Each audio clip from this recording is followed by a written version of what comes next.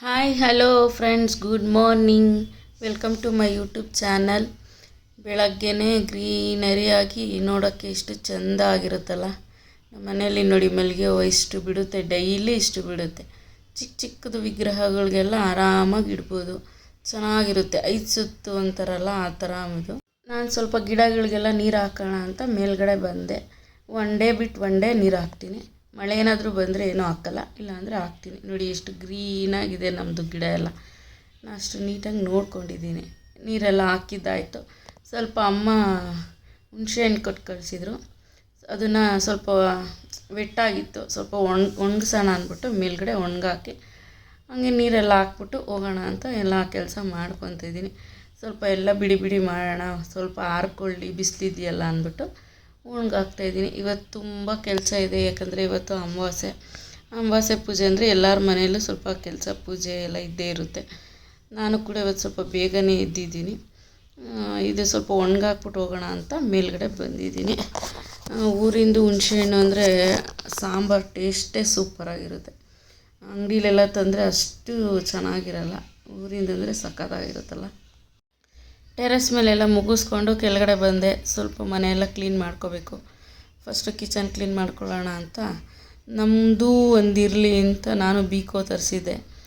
ಅದರಲ್ಲೇ ನಾನು ಕ್ಲೀನ್ ಮಾಡ್ಕೊಳ್ಳೋದು. ತುಂಬ ಚೆನ್ನಾಗಿ ಕ್ಲೀನ್ ಆಗುತ್ತೆ. ಬಟ್ಟೆ ಎಲ್ಲ ಯಾವ ಥರ ಅಂದರೆ, ನಾವೇನಾದರೂ ಕ್ಲೀನ್ ಮಾಡಿದ್ರೆ ಅದರಲ್ಲಿ ಏನಾದರೂ ಕರೆ ಅದು ಇದು ಇದ್ದರೆ ಹಂಗೆ ಉಳ್ಕೊಂಬಿಡುತ್ತೆ. ಬಟ್ ಇದರಲ್ಲಿ ಆ ಥರ ಉಳ್ಕೊಳ್ಳಲ್ಲ.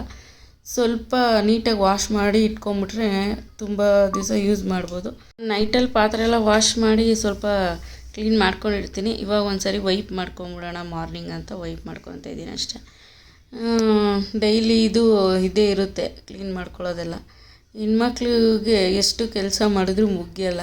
ಅಂದರೆ ಗಂಡ್ಮಕ್ಳು ಏನು ಫ್ರೀ ಇರ್ತಾರೆ ಅಂತ ಇಲ್ಲ, ಅವ್ರು ಹೊರಗಡೆ ಹೋಗಿ ಕೆಲಸ ಮಾಡ್ಕೊಂಬರ್ತಾರೆ, ನಾವು ಮನೇಲಿ ಮಾಡ್ಕೊತೀವಿ. ಅದು ಅಂಡರ್ಸ್ಟ್ಯಾಂಡಿಂಗಲ್ಲಿ ನಡೆಯುತ್ತೆ, ಗಂಡ ಹೆಂಡತಿ ಅಂಡರ್ಸ್ಟ್ಯಾಂಡಿಂಗಲ್ಲಿ ನಡೆಯುತ್ತೆ. ನೀನು ಆರಾಮಾಗಿರ್ತೀಯ, ನಾನು ಆರಾಮಾಗಿರ್ತೀನಿ ಅಂತ ಹೋದರೆ ಅದೇನೂ ಆಗಲ್ಲ.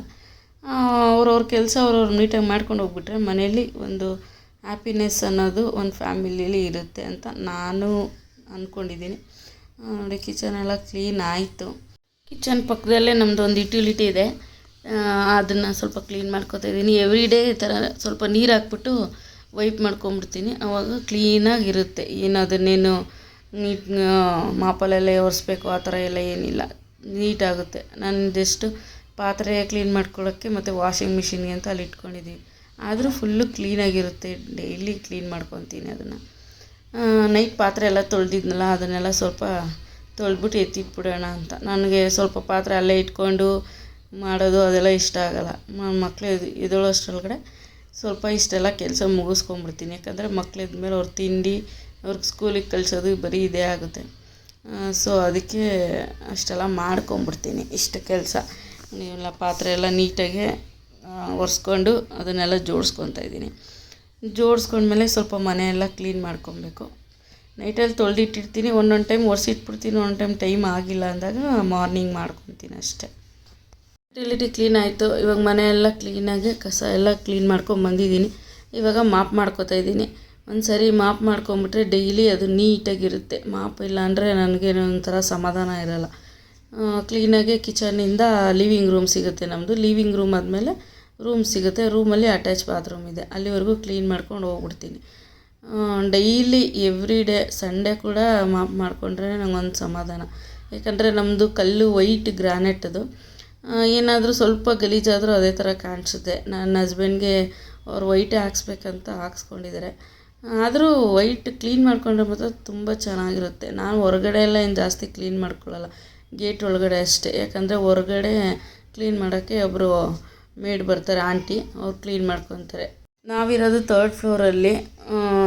ಎಲ್ಲ ಫ್ಲೋರವರು ಒಂದೇ ಟೈಮ್ ಕ್ಲೀನ್ ಮಾಡಲ್ಲಲ್ವಾ. ಸೊ ಅದಕ್ಕೆ ಮೇಡ್ ಆಂಟಿ ಬರ್ತಾರೆ, ಅವ್ರು ಕ್ಲೀನ್ ಮಾಡ್ಕೊತಾರೆ. ಆಚೆ ಏನು ಮಾಡಲ್ಲ, ಒಳಗಡೆ ಅಷ್ಟೇ ನಂದು ಕ್ಲೀನಿಂಗು. ಫ್ರೆಶ್ ಅಪ್ ಆಗಿ ಇವಾಗ ಬಂದೆ. ಫಸ್ಟು ಕೆಳಗಡೆ ನಮ್ಮ ಮನೆಯಲ್ಲಿ ಕೆಳಗಡೆ ಒಂದು ಪುಟ್ಟ ಗಣಪತಿ ಇಟ್ಟಿದ್ದೀವಿ. ಪ್ರತಿ ದಿವಸ ನಮ್ಮ ಮನೇಲಿ ಹೆಂಗೆ ಪೂಜೆ ಮಾಡ್ತೀನೋ ಅದೇ ಥರ ಅಲ್ಲಿ ಪೂಜೆ ಮಾಡ್ತೀನಿ. ಫಸ್ಟ್ ಅಲ್ಲಿ ಮುಗಿಸ್ಕೊಂಡು ಬಂದುಬಿಡೋಣ ಮಾರ್ನಿಂಗ್ ಟೈಮಲ್ಲಿ ಅಂತ ಮುಗಿಸ್ಕೊಂಡು ಮೇಲೆ ಬಂದೆ. ಇವಾಗ ತಿಂಡಿ ಮಾಡ್ಕೊತಾ ಇದ್ದೀನಿ. ಲೇಟ್ ಆಗುತ್ತೆ ಅಂದ್ಬಿಟ್ಟು ಸ್ವಲ್ಪ ಲೈಟಾಗಿ ಅವಲಕ್ಕಿ ಮಾಡ್ಕೊಂಬಿಡೋಣ ಅಂದ್ಬಿಟ್ಟು ಕಟ್ ಮಾಡಿ ಇಟ್ಬಿಟ್ಟು ಫ್ರೆಶ್ ಅಪ್ ಆಗೋಣ ಅಂತ ಹೋಗಿದೆ. ಕಟ್ ಮಾಡಿ ಇಟ್ಟಿದ್ನಲ್ಲ, ಬೇಗ ಬೇಗ ಆಯಿತು. ಬೇಗ ಬೇಗ ಸ್ವಲ್ಪ ಎಲ್ಲ ಒಗ್ಗರಣೆ ಮಾಡಿಕೊಂಡು ಬಾಕ್ಸ್ಗೆಲ್ಲ ಮಕ್ಳಿಗೆ ಕಟ್ಟಬೇಕು. ಯಾಕಂದರೆ ಅವರು ಅರೌಂಡ್ 8 ಒಳಗಡೆ ಮನೆಗೆ ಬಿಟ್ಬಿಡ್ತಾರೆ. ಸ್ಕೂಲು 8:15ಗೆ ಬೆಲ್ ಅವ್ರದ್ದು. ಮಾರ್ನಿಂಗ್ ಟೈಮ್ ಅಂತೂ ಸ್ಕೂಲ್ ಇರೋವಾಗ ಯಾವ ಥರ ಟೈಮ್ ಹೋಗುತ್ತೆ ಅಂತಲೇ ಗೊತ್ತಾಗಲ್ಲ. ಮಕ್ಕಳನ್ನ ಫಸ್ಟ್ ಕಳಿಸ್ಬಿಡ್ಬೇಕು. ಯಾಕಂದರೆ ಅವ್ರಿಗೂ ಸ್ಕೂಲಲ್ಲಿ ಬೈತಾರಲ್ವ, ಸೊ ಅವ್ರೂ ಟೈಮ್ ಆಯಿತು ಅಂತ ಹೇಳ್ತಾರೆ. ಫುಲ್ ಅವ್ರದ್ದೆಲ್ಲ ಮುಗಿಸ್ಬಿಟ್ಟು ಆಮೇಲೆ ನಂದು ಏನಿದ್ರು ಕೆಲಸ ನೋಡ್ಕೊತೀನಿ. ಯಾವುದೇ ಕೆಲಸ ಅರ್ಜೆಂಟಾಗಿ ಮಾಡಿದ್ರು ಪೂಜೆ ಕೆಲಸ ಅಂತೂ ಅರ್ಜೆಂಟಾಗಿ ಮಾಡಲ್ಲ. ಸ್ವಲ್ಪ ಒಂದು 1/2 hour ಲೇಟ್ ಆದ್ರೂ ಆರಾಮಾಗಿ ಕೂಲಾಗಿ ನಿಧಾನಕ್ಕೆ ಪೂಜೆ ಮಾಡೋದು ನಾನು. ಏನೋ ಅಷ್ಟು ಟೈಮ್ ಆಗಿರಲಿಲ್ಲ. ಮಕ್ಕಳು ಹೋದಾಗ 8 ಅಷ್ಟೇ. ಅವರು ಹೋದ್ಮೇಲೆ ಸ್ವಲ್ಪ ದೇವ್ರ ಮನೆಯದೆಲ್ಲ ಕ್ಲೀನ್ ಮಾಡಿಕೊಂಡು ನೀಟಾಗಿ ಬೇಗ ಪೂಜೆ ಮುಗಿಸ್ಕೋಬೇಕು. ಬೇಗ ಅಂದರೂ ಅಷ್ಟು ಬೇಗ ನಾನೇನು ಮುಗಿಸ್ಕೊಳ್ಳಲ್ಲ. ಸ್ವಲ್ಪ ಆರಾಮಾಗಿ ನಿಧಾನಕ್ಕೆ ಮಾಡ್ಕೊತೀನಿ. ನನಗೆ ಅರ್ಜೆಂಟಲ್ಲಿ ಪೂಜೆ ಮಾಡಿದ್ರೆ ಅದೇನೋ ಒಂದು ಸ್ಯಾಟಿಸ್ಫ್ಯಾಕ್ಷನ್ ಆಗೋಲ್ಲ. ನಾವು ಹೆಣ್ಮಕ್ಳು ಯಾವ ಥರ ಅಂದರೆ ಇದೇ ಥರ ಆಗಬೇಕು ಕೆಲಸ ಅನ್ನೋ ಥರ ಒಂದು ಬಾರ್ಡರ್ ಹಾಕ್ಕೊಂಬಿಟ್ಟಿರ್ತೀವಿ. ಅದು ಬಿಟ್ಟು ನಮ್ಗೆ ಹೋಗೋಕ್ಕೆ ಮೈಂಡ್ ಇರೋಲ್ಲ. ಹಸ್ಬೆಂಡ್ ಬೈತಾ ಇರ್ತಾರೆ ಬೇಗ ಬೇಗ ಮುಗಿಸ್ಕೊಳ್ಳೋದಲ್ವಾ ಅಂತ. ಬಟ್ ಆದ್ರೂ ಅದು ನಾವೇನು ಇರುತ್ತೋ ಅದನ್ನು ಮಾಡಿಕೊಂಡ್ರೆ ಒಂದು ನಮಗೆ ಸಮಾಧಾನ. ನನಗೆ ಅಂತಲ್ಲ, ಎಲ್ಲ ಹೆಣ್ಮಕ್ಳಿಗೂ ಅದೇ ಥರ ಅಂತ ನಾನು ಅಂದ್ಕೊಂಡಿದ್ದೀನಿ. ಇದು ರಂಗೋಲಿ ಚಾಕ್ ಪೀಸಲ್ಲಿ ಹಾಕ್ತಾಯಿಲ್ಲ, ಆಮೇಲೆ ಚಾಕ್ ಪೀಸಲ್ಲಿ ಹಾಕ್ತಾಯಿದ್ದೀನಿ ಅಂದ್ಕೊಂಬಿಡಿ. ಇದು ತಮಿಳ್ನಾಡಲ್ಲಿ ನಮ್ಮ ಹಸ್ಬೆಂಡ್ ಫ್ರೆಂಡು, ಅವ್ರ ಊರು ತಮಿಳ್ನಾಡು, ಅವರು ಇರೋದು ಇಲ್ಲೇ. ಅವ್ರ ಕಡೆ ಎಲ್ಲ ರಂಗೋಲಿನ ನೋಡಿ ಈ ಥರದ್ರಲ್ಲೇ ಹಾಕೋದಂತೆ. ದಪ್ಪದು ಒಂಥರ ಸುಣ್ಣದ ಕಲ್ಲಿರುತ್ತಲ್ಲ ಆ ಥರ ಇರುತ್ತೆ. ಬಟ್ ಇವರು ಪ್ಯಾಕ್ ಮಾಡಬೇಕಾದ್ರೆ ಚಿಕ್ಕದಾಗಿ ಮಾಡಿರ್ತಾರೆ. ಏನು ಅಷ್ಟೊಂದೇನು ಕಾಸ್ಟ್ ಇಲ್ಲ, ಕಡಿಮೆನೇ ಪ್ರೈಸು. ಅವರು ನನಗೆ ಆಂಟಿ ಒಂದು ಟೈಮ್ ಬಂದಾಗ ನಾನು ಸ್ವಲ್ಪ ರಂಗೋಲಿ ಹಾಕಿದ್ದೆ ಹಬ್ಬದ ಟೈಮಲ್ಲಿ. ಏನಕ್ಕಪ್ಪ ಇಷ್ಟೆಷ್ಟು ಹಾಕಿದೆಯಾ ಅಂತ ಕೇಳಿದ್ರು. ರಂಗೋಲಿ ಎಲ್ಲ ಹೋಗ್ಬಿಡುತ್ತೆ ಮಕ್ಕಳು ಓಡಾಡಬೇಕಾದ್ರೆ ಅಂತ ಹೇಳಿದೆ. ಆವಾಗ ಇಲ್ಲ ನಮ್ಮ ಕಡೆ ಎಲ್ಲ ಈ ಥರ ರಂಗೋಲಿ ಹಾಕ್ತಾರೆ, ತಂದುಕೊಡ್ತೀನಿ ಇರಿ ಅಂತ ಹೇಳ್ಬಿಟ್ಟು ತಂದುಕೊಟ್ರು. ತುಂಬ ಚೆನ್ನಾಗಿ ಕಾಣಿಸುತ್ತೆ ಅದರಲ್ಲಿ ರಂಗೋಲಿ ಹಾಕಿದ್ರೆ. ಆಮೇಲೆ ಮಕ್ಕಳು ಓಡಾಡಿದ್ರೂ ಹಾಳಾಗಲ್ಲ. ನಾವು ಹೆಂಗೆ ಇವತ್ತು ಹಾಕಿರ್ತೀವೋ ನಾಳೆ ಬೆಳಿಗ್ಗೆವರೆಗೂ ಅದೇ ಥರ ಇರುತ್ತೆ. ನನಗಂತೂ ಸಖತ್ತು ಇಷ್ಟ ಅದರಲ್ಲಿ ರಂಗೋಲಿ ಹಾಕೋಕ್ಕೆ. ನನ್ನ ಮಗಳು ಕೂಡ ಅದರಲ್ಲಿ ಹಾಕೋದು ನೀಟಾಗಿ ಪ್ರಾಕ್ಟೀಸ್ ಮಾಡ್ಕೊಂಬಿಟ್ಟಿದ್ದಾಳೆ. ಅವಳೇನೋ ಮನೇಲಿದ್ದರೆ ಅವಳೇ ಹಾಕ್ತಾಳೆ. ನಾನೇ ಹಾಕಬೇಕು ರಂಗೋಲಿ ಅನ್ನೋ ಥರ ಏನಿಲ್ಲ, ಅವಳು ಹಾಕ್ತಾಳೆ. ಆದರೆ ರಂಗೋಲಿಲಿ ಹಾಕೋಕ್ಕೆ ಬರಲ್ಲ ಅಂತ ಇಲ್ಲ, ನಮಗೂ ಬರುತ್ತೆ ರಂಗೋಲಿಲಿ ಹಾಕೋಕ್ಕೆ. ಬಟ್ ಹಾಳಾಗ್ಬಿಡುತ್ತಲ್ಲ ಓಡಾಡಬೇಕಾದ್ರೆ ಅಂದ್ಬಿಟ್ಟು ನಾನು ಇದರಲ್ಲಿ ಹಾಕೋದು. ಹಬ್ಬ ಏನಾದರೂ ಇರೋವಾಗ ರಂಗೋಲಿಯಲ್ಲೇ ಹಾಕ್ತೀವಿ. ನನ್ನ ಮಗಳು ಕೂಡ ರಂಗೋಲಿಯಲ್ಲೂ ಹಾಕ್ತಾಳೆ, ಅವಳಿಗೆ ಬರುತ್ತದು. ನಾವೇನೇ ಕೆಲಸ ಬೆಳಗ್ಗೆಯಿಂದ ಮಾಡಿದ್ರೂ ಪೂಜೆ ಎಲ್ಲ ಮುಗಿಸಿದ್ರೆ ಮನೇಲಿ ಅದೊಂದು ಪಾಸಿಟಿವ್ ವೈಬ್ಸ್ ಥರ ಸಖತ್ತಾಗಿ ಕಾಣಿಸ್ತಾ ಇರುತ್ತೆ. ದೇವ್ರ ಮನೆ ಕೂಡ ನಮ್ಮ ಮನೇಲಿರೋ ವೆಂಕಟೇಶ್ವರ ಫೋಟೋ ಸಖತ್ತು ಕಳೆಯೋಗಿದೆ. ಅದೊಂಥರ ನಮ್ಮ ಮನೆಯಲ್ಲಿ ಆಕಸ್ಮಿಕವಾಗಿ ಬಯಸದೇ ಬಂದ ಭಾಗ್ಯ ಅಂತಾರಲ್ಲ, ಆ ಥರ ಬಂತು. ನಾವು ದೀಪ ತೊಗೋಬೇಕು ಅಂದ್ಕೊಂಡು ಹೋದ್ವಿ ಆ್ಯಕ್ಚುಲಿ, ಸ್ವಲ್ಪ ದೊಡ್ಡ ಸೈಜಲ್ಲಿ. ಆದರೆ ಈ ಫೋಟೋ ನೋಡಿಬಿಟ್ಟು ನನ್ನ ಹಸ್ಬೆಂಡು ಫೋಟೋನೇ ತೊಗೊಂಬಿಡೋಣ ಅಂದರು. ಆ್ಯಕ್ಚುಲಿ ನಾವು ತೊಗೊಂಡಿರೋದಲ್ಲ, ನಮ್ಮ ಮೈದವರು ಗಿಫ್ಟ್ ಮಾಡಿದ್ದು ಗೃಹಪ್ರವೇಶದಲ್ಲಿ.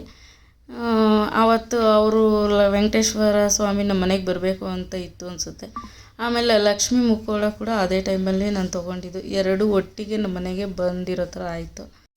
ಆಮೇಲೆ ಪೂಜೆ ಮಾಡಬೇಕಾದ್ರೆ ಲೆಫ್ಟ್ ಹ್ಯಾಂಡಲ್ಲಿ ಮಾಡೋ ಥರ ಕಾಣಿಸ್ತಿದೆ. ನೀವು ಲೆಫ್ಟ್ ಹ್ಯಾಂಡ್ ಅಂದ್ಕೊಬಿಡಿ, ಅದು ವಿಡಿಯೋದಲ್ಲಿ ಆ ಥರ ಕಾಣಿಸ್ತಿದೆ ಅಷ್ಟೇ. ಪೂಜೆ ಎಲ್ಲ ಮುಗೀತು. ಇವಾಗ ಅಡುಗೆ ಮಾಡ್ತಾಯಿದ್ದೀನಿ. ಮಧ್ಯಾಹ್ನ ಸಾಂಬಾರು ಇರಲಿಲ್ಲ, ಸ್ವಲ್ಪ ತರಕಾರಿ ಎಲ್ಲ ಹಾಕಿ ಸಾಂಬಾರು ಮಾಡಿಟ್ಬಿಡೋಣ. ಮಧ್ಯಾಹ್ನ ಮಕ್ಳಿಗೆ ಬರ್ತಾರೆ, ಹಸ್ಬೆಂಡ್ ಕಡೆ ಊಟಕ್ಕೆ ಬರ್ತಾರಲ್ವ, ಮಾಡಿ ಸಾಂಬಾರು ಇಟ್ಬಿಟ್ರೆ ಬೇಕಂದರೆ ರೈಸು ಅದಕ್ಕೇನು ಬೇಕೋ ಮುದ್ದೆ ಏನಾದರೂ ಮಾಡ್ಕೊಬೋದು ಅಂತ ಸಾಂಬಾರು ಮಾಡ್ತಾಯಿದ್ದೀನಿ. ಅಷ್ಟು ಟೈಮಲ್ಲಿ ಏನಾದ್ರು ಹಸ್ಬೆಂಡ್ ಬಂದರೆ ಹಂಗೆ ಮುದ್ದೆ ಕೂಡ ಮಾಡಿಬಿಡ್ತೀವಿ. ನಾವು ಮಧ್ಯಾಹ್ನನೇ ಸ್ವಲ್ಪ ಮುದ್ದೆ ಮಾಡ್ಕೊಳ್ಳೋದು, ನೈಟಲ್ಲಿ ಜಾಸ್ತಿ ಮಾಡಲ್ಲ, ಮಧ್ಯಾಹ್ನ ಮಾಡ್ಕೊತೀವಿ. ಯಾಕಂದರೆ ಹಸ್ಬೆಂಡ್ ಮಧ್ಯಾಹ್ನ ಊಟಕ್ಕೆ ಬರ್ತಾರೆ ಅದಕ್ಕೆ. ಆಮೇಲೆ ಮಕ್ಕಳು ಕೂಡ ಸ್ಕೂಲಿಂದ ಬಂದು ಸ್ವಲ್ಪ ಊಟ ಮಾಡ್ಕೊತಾರೆ. ಅವರು ತಿಂತಾರೆ ಮುದ್ದೆ, ಮಕ್ಕಳು ರೂಢಿಯಾಗಿದ್ದಾರೆ, ತಿಂತಾರೆ. ಯಾವತ್ತಾದರೂ ಒಂದೊಂದು ಟೈಮು ನೈಟಲ್ಲಿ ಮಾಡ್ತೀವಿ ಅಷ್ಟೇ. ತರಕಾರಿ ಸಾಂಬಾರು ಸಿಂಪಲ್ಲಾಗಿ ಎಲ್ಲರಿಗೂ ಗೊತ್ತಿರುತ್ತೆ ಯಾವ ಥರ ಮಾಡ್ಕೊಳ್ಳೋದು ಅಂತ. ನಾವು 2 ಥರ ಮಾಡ್ತೀವಿ. ಟೊಮೆಟೊ ಎಲ್ಲ ಫಸ್ಟೇ ಕುಕ್ಕರಲ್ಲಿ ಕೂಗಿಸ್ಕೊಂಡು ಥರ ಮಾಡ್ತೀನಿ. ನಾನಿವತ್ತು ಸ್ವಲ್ಪ ಬೇಗ ಆಗಲಿ ಅಂದ್ಬಿಟ್ಟು ಜಸ್ಟ್ ಸ್ವಲ್ಪ ತೆಂಗಿನಕಾಯಿ, ಟೊಮೆಟೊ, ಈರುಳ್ಳಿ, ಸಾಂಬಾರು ಪೌಡರ್ ಹಾಕಿ ಗ್ರೈಂಡ್ ಮಾಡಿಕೊಂಡೆ. ತರಕಾರಿ ಎಲ್ಲ ಒಗ್ಗರಣೆ ಮಾಡಿಕೊಂಡೆ. ತರಕಾರಿ ಒಗ್ಗರಣೆ ಆದಮೇಲೆ ಸ್ವಲ್ಪ ಬೇಯಕ್ಕೆ ಇಡಬೇಕು. ಅದು ಸ್ವಲ್ಪ ಬೆಂದಮೇಲೆ ಇನ್ನೊಂದು ಏನಂದರೆ ಒಂದು ಒಳ್ಳೆ ಟಿಪ್ಸು, ಮಸಾಲೆನ ನಾವು ರುಬ್ಬಿಡ್ತೀವಲ್ಲ, ಫಸ್ಟೇ ಒಂದೇ ಟೈಮು ಮಸಾಲೆ ನೀರು ಎಲ್ಲ ಹಾಕ್ಬಾರ್ದು. ತರಕಾರಿಲೇ ಸ್ವಲ್ಪ ಮಸಾಲೆ ಹಾಕಿ ಸ್ವಲ್ಪ ಫ್ರೈ ಮಾಡಿ ನೋಡಿ, ಸಾಂಬಾರು ಅದೊಂಥರ ಡಿಫ್ರೆಂಟಾಗಿ ಸಖತ್ತಾಗಿರುತ್ತೆ. ನಾವು ಒಂದೇ ಟೈಮಲ್ಲಿ ಸಾಂಬಾರು ಮತ್ತು ಮಸಾಲೆ ನೀರು ಎಲ್ಲ ಒಟ್ಟಿಗೆ ಹಾಕ್ಬಿಟ್ರೆ ಅದಷ್ಟು ಟೇಸ್ಟ್ ಅನಿಸಲ್ಲ. ಒಂದು ಸರಿ ಬೇಕಾದ್ರೆ ನೀವು ಟ್ರೈ ಮಾಡಿ ನೋಡಿ. ನಾನು ಮಾಡೋದು ಅದೇ ಥರ. ಆಮೇಲೆ ಹಸ್ಬೆಂಡ್ ಬರ್ತಾರೆ ಅನ್ನೋ ಬಂದಿದ್ದರು, ಮಾತಾಡ್ಕೊಂಡು ಬೇಗ ಬೇಗ ಮುದ್ದೆ ಕೂಡ ಮಾಡಿಕೊಂಡೆ. ಇಬ್ಬರು ಬೇಗ ಬೇಗ ಊಟ ಮುಗಿಸ್ಕೊಂಡ್ವಿ. ಯಾಕಂದರೆ ಮಕ್ಕಳನ್ನ ಸ್ಕೂಲಿಂದ ಕರ್ಕೊಂಬರ್ಬೇಕು. ಚಿಕ್ಕ ಮಗಳು 3 o'clock ಬರ್ತಾಳೆ, ದೊಡ್ಡವಳು 4:30ಗೆ ಬರ್ತಾಳೆ. ಹಸ್ಬೆಂಡ್ ಎಲ್ಲ ಹೋಗ್ಬೇಕಂದ್ರು ನನ್ನದೇ ಇವತ್ತು ಡ್ಯೂಟಿ ಮಕ್ಳು ಕರ್ಕೊಂಡು ಬರೋದು. ಸೊ ಅದಕ್ಕೆ ಬೇಗ ನಾನು ಊಟ ಮಾಡಿಕೊಂಡೆ, ಅವ್ರಿಗೂ ಊಟಕ್ಕೆ ಎಲ್ಲ ಹಾಕ್ಕೊಡ್ತಾಯಿದ್ದೀನಿ. ಮುದ್ದೆ ಸಾಂಬಾರು, ಸ್ವಲ್ಪ ಸೈಡ್ಗೆ ಸೌತೆಕಾಯಿ, ಸ್ವಲ್ಪ ಚಿಪ್ಸು. ಡೈಲಿ ಇದೇ ಥರ ನಮ್ಮ ಮನೇಲಿ ಇರುತ್ತೆ ಊಟ. ನೋಡಿ ಇದು ರೆಡಿಯಾಗಿದೆ. ಊಟ ಎಲ್ಲ ಮುಗಿಸ್ಕೊಂಡೆ. ಟೈಮ್ ಆಯಿತು ಮಗಳನ್ನ ಕರ್ಕೊಂಬರೋಣ ಅಂತ ಇವಾಗ ಸ್ಕೂಲ್ ಹತ್ರ ಹೋಗ್ತಾಯಿದ್ದೀನಿ. ಆಲ್ಮೋಸ್ಟ್ ನಮ್ಮ ಹಸ್ಬೆಂಡೇ ಕರ್ಕೊಂಬರೋ ಸ್ಕೂಲಿಂದ. ಮಧ್ಯಾಹ್ನ ಟೈಮ್ ಅವ್ರು ಊಟಕ್ಕೆ ಬರ್ತಾರಲ್ಲ ಕರ್ಕೊಂಬರ್ತಾರೆ. ಅವ್ರಿಗೇನಾದರೂ ವರ್ಕ್ ಇದ್ದರೆ ನಾನು ಹೋಗಿ ಕರ್ಕೊಂಬರ್ತೀನಿ. 2 ಟೈಮ್ ಕರ್ಕೊಂಬರೋದಲ್ವ, ಹೆಂಗಾದರೂ ಒಂದು ಅಡ್ಜಸ್ಟ್ ಮಾಡಿಕೊಂಡು ಅವರು ಒಂದು ಟೈಮು ನಾನು ಒಂದು ಟೈಮ್ ಮಾತ್ರ ಕರ್ಕೊಂಬರ್ತೀವಿ.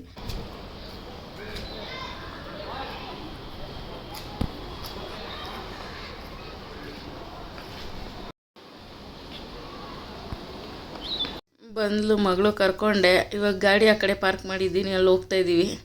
ಏನೋ ಅದು ಇದು ಮಾತಾಡ್ತೈತೆ, ಸ್ವಲ್ಪ ತರಲೆ ಅದು. ನೋಡಿ ಆಯ್ ಮಾಡಿ ಅಂದೆ, ಆಯ್ ಮಾಡ್ತಾಯಿದ್ದಾಳೆ. ಇವಾಗ ಗಾಡೀಲಿ ಹೊರಟ್ವಿ. ಸ್ಕೂಲ್ ಹತ್ರ ನಾನು ಬಂದರೆ ಏನಾದರೂ ಒಂದು ಟ್ಯಾಕ್ಸ್ ಅವಳಿಗೆ ಏನಾದರೂ ಕೊಡಿಸು ಅಂತ ಇದ್ಲು. ಸಂಜೆ ಏನಾದರೂ ತೊಗೊಂಡು ಬರೋಣ ಬಾ ಅಂತ ಕರ್ಕೊಂಬಂದೆ. ಸಂಜೆ ಆದಮೇಲೆ ಹೇಳಿದ್ಮೇಲೆ ಬಿಡಲ್ವಲ್ಲ ಅವರು. ಮಸಾಲೆ ಪುರಿ ಏನೇನೋ ತಂದಿದ್ರು, ಎಲ್ಲ ತಿನ್ಕೊಂಡ್ರು. ನಮಗೆ ಮಂಡೇ ಅಂದರೆ ಸ್ವಲ್ಪ ಶಾಪಿಂಗ್ ಡೇ ಅಂತ. ಯಾಕಂದರೆ ತರಕಾರಿ, ಫ್ರೂಟ್ಸು, ವೆಜಿಟೇಬಲ್ಸು ಎಲ್ಲ ಅವತ್ತು ನಾವು ತೊಗೊಂಬಿಡ್ತೀವಿ. ಯಾಕಂದರೆ ಫುಲ್ ವೀಕು ಮಕ್ಕಳಿಗೆ ಸ್ಕೂಲ್ಗೆ, ಬಾಕ್ಸ್ಗೆ ಮತ್ತು ಊಟಕ್ಕೆ ಎಲ್ಲ ಬೇಕಲ್ವ. ಅದಕ್ಕೆ ನಾವು ಸ್ವಲ್ಪ ತರಕಾರಿ ಮಾರ್ಕೆಟು ಎಲ್ಲಿ ಅಂದರೆ ಸುಂಕದಕಟ್ಟೆ ತರಕಾರಿ ಮಾರ್ಕೆಟ್ ಇರುತ್ತಲ್ಲ, ಅಲ್ಲಿ ಹೋಗ್ತೀವಿ. ಅಲ್ಲಿ ಎಲ್ಲ ಥರ ಸಿಗುತ್ತೆ ನಮಗೆ. ತರಕಾರಿ, ಹಣ್ಣು, ಹೂವು ಎಲ್ಲ ಸಿಗುತ್ತೆ. ಅಲ್ಲಿ ತೊಗೊಳ್ಳೋಣ ಅಂತ ನೋಡಿ ಇವಾಗ ಒಳಗಡೆ ಮಾರ್ಕೆಟ್ ಒಳಗಡೆ ಬಂದೆ. ಇಲ್ಲಿ ಸಖತ್ತು ಫ್ರೆಶ್ ಆಗಿರುತ್ತೆ ಎಲ್ಲ ಹೂವುಗಳಷ್ಟೇ. ಆಮೇಲೆ ಸಂಜೆ ಟೈಮ್ ಬರಬೇಕು, ಒಂದು 3 o'clock ಮೇಲೆ ಬಂದರೆ ಸಖತ್ತು ಫ್ರೆಶ್ ಆಗಿರುತ್ತೆ.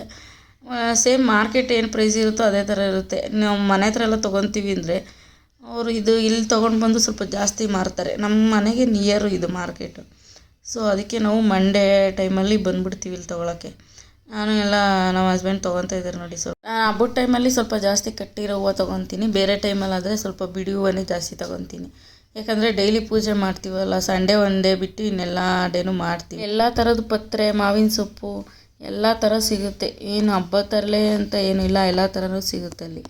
ಆಮೇಲೆ ನೋಡಿ ಸ್ವಲ್ಪ ಹಣ್ಣು ಬೇಕಲ್ಲ ಮಕ್ಕಳು ಬಾಕ್ಸ್ಗೆ, ಸ್ನ್ಯಾಕ್ಸ್ಗೆ ಅಂತ ಅಲ್ಲಿ ಬಂದ್ವಿ. ಅಲ್ಲೂ ಅಷ್ಟೇ ಎಲ್ಲ ಥರ ಫ್ರೂಟ್ಸ್ ಇಟ್ಟಿರ್ತಾರೆ. ಯಾವಾಗಲೂ ಇಲ್ಲೇ ನಾವು ಬರೋದು.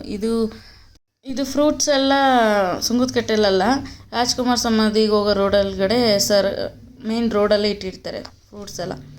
ಹಂಗೆ ಸ್ವಲ್ಪ ತರಕಾರಿನೂ ಅಲ್ಲೇ ಸುಂಕದಕಟ್ಟೆಯಲ್ಲಿ ತೊಗೊಂಡ್ವಿ. ಮುಂದೆ ಲೆಮನ್ ತೊಗೊಳ್ಳೋಣ ಅಂತ ಬಂದೆ.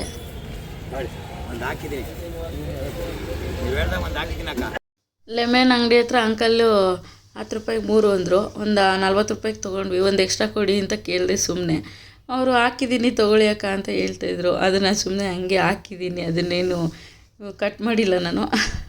ಎಲ್ಲ ತೊಗೊಂಡಿದ್ದಾಯಿತು. ಇವಾಗ ಬರ್ತಾಯಿದ್ದೀವಿ ಮನೆಗೆ ಬಂದು ಎಲ್ಲ ಎತ್ತಿಟ್ಕೋಬೇಕು. ನನ್ನ ಮಗಳು ಸ್ವಲ್ಪ ಹೆಲ್ಪ್ ಮಾಡ್ತೀನಿ ಅಂತ ಅಂದ್ಲು, ಎಲ್ಲ ಹೆಲ್ಪ್ ಮಾಡ್ತಾಯಿದ್ಲು. ಎಲ್ಲ ತಂದ ಮೇಲೆ ಅದನ್ನು ಜೋಡಿಸ್ಕೊಳ್ಳೋ ಕೆಲಸ. ತೊಗೊಂಬರೋದು ಅಷ್ಟು ಹೊತ್ತಾದರೆ ಆಮೇಲೆ ಅದನ್ನು ತಂದು ಕ್ಲೀನ್ ಮಾಡ್ಕೊಳ್ಳೋದು ಒಂದಷ್ಟು ಕೆಲಸ. ಮತ್ತು ಅದು ಎಲ್ಲಾದರೂ ಇಟ್ಟರೆ ಮತ್ತು ಅದು ಕೆಲಸ ಮುಗಿಯಲ್ಲ ಅಂದ್ಬಿಟ್ಟು ಫ್ರೀಯಾಗಿದ್ದೆ. ನನಗೂ ಏನು ಅಡುಗೆ ಕೆಲಸ ಇರಲಿಲ್ಲ ಅಲ್ವ, ಮಧ್ಯಾಹ್ನನೇ ಎಲ್ಲ ಮುಗ್ದಿತ್ತು ಅಂತ ತೊಗೊಂಡು ಬಂದಿದ್ದೆಲ್ಲ ಎಲ್ಲ ಸ್ವಲ್ಪ ಜೋಡಿಸ್ಕೊತಾ ಇದ್ದೀನಿ. ಆಮೇಲೆ ಸ್ವಲ್ಪ ಹೂವನ್ನ ಕವರಲ್ಲೇ ಇಡೋಲ್ಲ ನಾನು. ಕವರಲ್ಲಿ ಇಟ್ಟರೆ ಒಂಥರ ಎಲ್ಲ ನೀರು ಥರ ಆಗಿಬಿಡುತ್ತೆ. ಆಮೇಲೆ ಸ್ವಲ್ಪ ಅವರು ಕೂಡ ನೀರು ಹಾಕಿರ್ತಾರಲ್ವ, ಅದಕ್ಕೆ ಚೆನ್ನಾಗಿರೋದನ್ನ ಸಪ್ರೇಟ್ ಮಾಡಿಕೊಂಡು, ಸ್ವಲ್ಪ ಏನಾದರೂ ಹಾಳಾಗಿದ್ದರೆ ಅದನ್ನು ಸಪ್ರೇಟ್ ಮಾಡ್ಕೊತೀನಿ. ಅದಕ್ಕೆ ಒಂದು ಬಾಕ್ಸ್ಗೆ ಈ ಥರ ಹಾಕ್ಕೊಂಡು ಫ್ರಿಜ್ಜಲ್ಲಿ ಇಟ್ಕೊಂಡ್ಬಿಟ್ರೆ ಅದು ಒಂದು ವೀಕ್ವರೆಗೂ ಅದೇ ಥರ ನೀಟಾಗಿರುತ್ತೆ. ಈ ಥರ ಇಟ್ಕೊಂಡ್ರೆ ಏನೂ ಹಾಳಾಗಲ್ಲ ಅಂತ ನಾನು ಇದೇ ಥರ ಮಾಡೋದು. ನೀವು ಯಾವ ಥರ ಮಾಡ್ತೀರಾ ಅಂತ ಬೇರೆ ಏನಾದರೂ ಟಿಪ್ಸ್ ಇದ್ದರೆ ನನಗೆ ಕಮೆಂಟ್ ಮಾಡಿ.